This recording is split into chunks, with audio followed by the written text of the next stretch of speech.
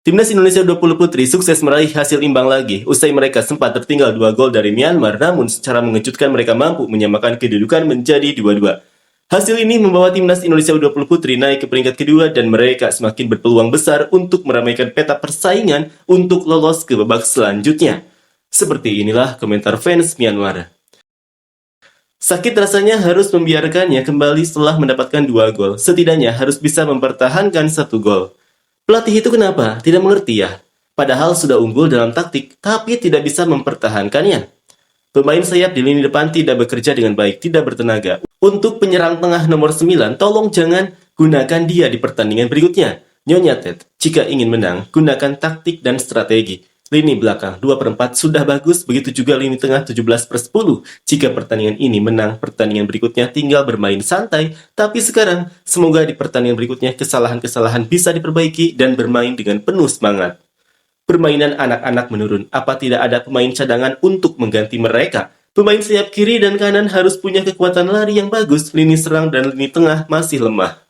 Hanya bisa menang jika melawan India. Kalau bermain seperti hari ini, kita harus tetap di rumah saja, artinya tidak akan lolos. Tidak akan ada kemajuan. Silahkan tonton kembali pertandingan hari ini untuk melihat apa yang masih kurang. India adalah tim yang bagus. Saya bertanya, apa yang salah? Anak-anak itu punya kualitas. Federasi seharusnya sudah tahu siapa pelatih utamanya sejak pertandingan-pertandingan sebelumnya. Saya tidak tahu pola permainan seperti apa yang dia terapkan. Jauh sekali bedanya dengan tim nasional, saya rasa pelatihnya harus diganti. Semua penggemar tahu kalau pelatih ini tidak sukses, hanya ketua federasi dan para petinggi saja yang tidak tahu. Kalau bisa mempertahankan keunggulan, kita akan lolos. Dengan permainan seperti ini, mana mungkin bisa menang melawan India. Ada banyak sekali penasihat teknis dan orang-orang yang bisa melatih para pelatih, para pejabat yang bertanggung jawab. Tolong baca komentar-komentar ini dan lakukan perbaikan ya. Sejak awal, seharusnya memilih dan melatih penjaga gawang yang tinggi. Padahal di tim nasional pria juga ada penjaga gawang yang tinggi dan bagus. Ini justru memilih yang badannya kecil. Hanya pemain nomor 17, 12, 8, dan 4 yang bagus. Sisanya semuanya tidak bagus, termasuk pelatihnya. Saat memilih pemain, mereka hanya memprioritaskan yang bodoh saja. Bagaimana peluang Myanmar untuk lolos kualifikasi berdasarkan hasil pertandingan saat ini?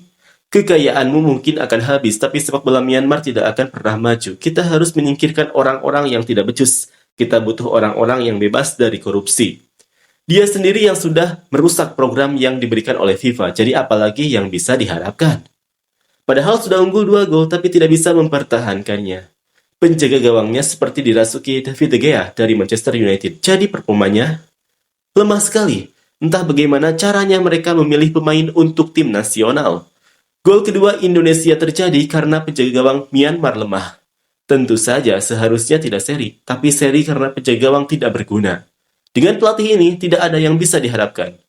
Ini olahraga, pasti ada menang dan kalah. Mendukung itu seharusnya seperti apapun yang terjadi, kami ada di belakangmu kan? Ini bukan karena mereka tidak berusaha. Orang-orang ini seolah-olah menunggu untuk menyalahkan, bukan mendukung. Mulut dari pihak kita sendiri lebih menakutkan daripada lawan.